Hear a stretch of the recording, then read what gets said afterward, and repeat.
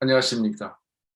지난 시간에는 네온과 그 주변의 이야기를 하면서 이 지역에서 맛볼 수 있는 세시나와 모르시아에 대해 알아봤고요. 오스피달 데 오르비고라는 마을에 내려오는 명예의 통로에 얽힌 사연을 돈키호테에 대입해 봤는데요. 특히 사랑을 잃은, 즉 실현한 기사에게 그 아픔은 오히려 엄청난 에너지로 타올라서 모험으로 이어진다는 점을 명예의 통로의 주인공 돈수에로 데 끼뉴네스와 레오노르 데 또바르의 이야기를 바탕으로 오를란도와 앙헬리카, 아마디스 데 가울라와 오리아나, 그리고 돈키호테와 둘시네아의 경우를 들어봤습니다. 한편 산티아고 순례길을 프랑스의 생장페드보르에서 시작하여 레온까지 왔다면 대략 500km를 온 것인데요. 이 정도의 거리를 왔다면 몸이 매우 지쳤을 것이고 순례자는 정신적, 육체적 상태에 따라 계속할 것인가 아니면 여기서 그만 마무리할 것인가를 고민하게 될 것 같습니다. 다음에 또 오겠다고 다짐하면서 순례를 중단하는 사람들도 많지만 남은 여정이 그동안 온 거리보다 짧게 남았기 때문에 산티아고 데 콤포스텔라까지 가겠다는 마음을 다시 한번 다짐하는 사람들도 있을 것입니다. 한편 여러 가지 이유로 산티아고 순례길 전체를 걷기 어려운 사람들 중에는 레온에서 출발해서 산티아고 데 콤포스텔라까지 걷는 사람들도 많은데요. 이 두 도시 간의 거리도 300km가 넘으니까 결코 쉽지는 않지만 800km 이상의 전 구간에 비한다면 300km는 한번 시도해 볼 만한 거리라고 볼 수 있을 것 같습니다. 한편 레온에서 나오면 아스토르가라는 도시에 도착하게 되고요. 거기에서 다시 서쪽으로 가다 보면 폰세바돈에 닿게 됩니다. 순례자에서 파울로 코엘료는 2m 높이의 나무 위에 철로 된 십자가가 높이 솟아 있는 기이한 유적이 있다고 설명한 대목이 있는데요. 실제로 이 기둥이 5m 정도이고요. 그 위에 철로 된 십자가가 꽂혀 있습니다. 십자가는 카이사르의 침략 당시 헤르메스 신을 찬양하기 위해 세운 것이라고 설명하는데요. 이 설명 역시 이 십자가의 기원에 대한 여러 가지 이야기 중 하나로 보면 될 것 같습니다. 다만 이 장소와 십자가는 아주 오래된 것이라는 점을 알 수 있겠죠. 한편 순례자들은 그곳에서 먼 곳에서 가져온 돌을 가져다 놓는 관습이 있다라고 팔로 코엘료는 말하고 있는데요. 폰세바돈에 있는 이 철 십자가는 스페인어로는 크루스 데 이에로라고 하는데요. 물론 언덕 위에 세워져 있습니다. 한국이라면 크고 작은 돌탑들이 만들어 있을 법한 장소인데 여기 십자가 주변에는 수많은 돌 자갈들이 바닥에 쌓여 있죠. 사람들이 가져온 돌을 던져놓고 간 것입니다. 형태는 다르지만 우리가 돌탑에 돌을 올려놓을 때 기원하는 것이나 십자가 아래에 돌을 놓고 갈 때 기원하는 마음은 유사할 것으로 보입니다. 한편 폰세바돈을 지나 산티아고 데 콤포스텔라를 향해 가다 보면 폰페라다라는 마을을 만나게 되는데요. 여기에는 템플 기사단 이야기가 전해집니다. 이 마을에서는 템플 기사단의 성, 즉 카스티오 데 로스 템플라리오 또는 카스티오 데 폰페라다라는 장소를 발견하게 되는데요.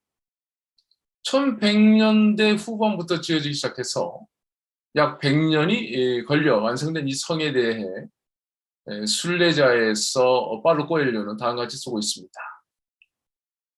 기사단은 십자군 전쟁에서 돌아오지 않기로 결심한 9명의 기사에 의해 결성되었다. 그리고 그들은 짧은 시간 안에 전 유럽으로 세를 확장하면서 새천년 초기의 풍습의 일대 혁명을 일으켰다. 예루살렘으로 향하는 순례자들을 보호하는 것이 그들의 유일한 대의였다. 순례자들이 지혜를 찾아 떠나는 것을 도움으로써 그들은 그 안에서 영적인 삶의 본보기를 발견하고자 했다. 그들의 부는 이슬람 교도들에게 붙잡힌 저명한 기독교도들이 몸값을 치르는 데 사용되기도 했다. 말하자면 십자군 원정에서 돌아오지 않은 기사들이 템플 기사단을 결성하고 순례길과 순례자들을 보호하는 임무로 시작된 것이 예상외로 세력을 확장하게 되고 큰 자금을 확보했다는 점과 이슬람 교도들에게 붙잡힌 기독교도들을 구하는 일을 했다는 점을 기억할 만합니다.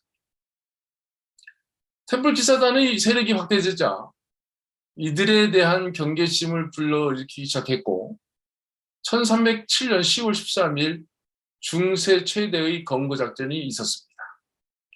이때 이베리아 반도에서 레콩키스타, 즉 이슬람 세력에 대한 국도 회복전을 진행하던 스페인은 유럽에서 박해를 피해 도피해온 템플 기사단원들을 받아들였던 것입니다. 그리하여 그 기사들은 스페인의 왕들을 도와 이슬람 세력과의 싸움을 이끌었고 순례자들을 하던 산티아고 기사단을 포함한 스페인의 기사단에 통합됐던 것이죠.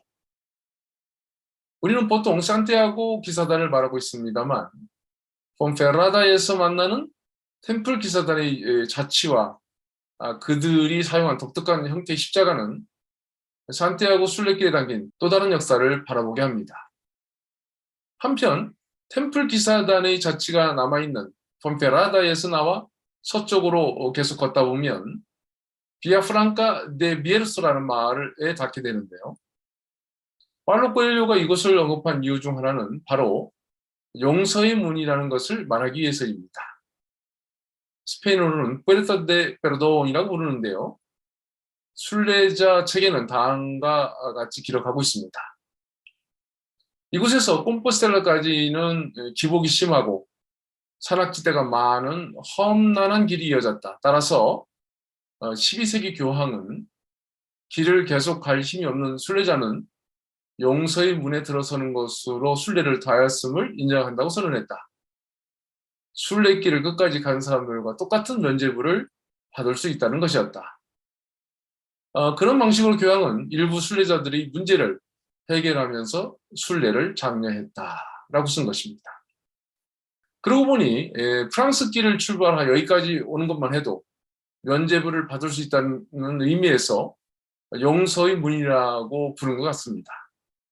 이 문은 1186년에 세워진 이글레시아 데 산티아고 아포스톨, 즉 산티아고 교회의 문이기도 한데요.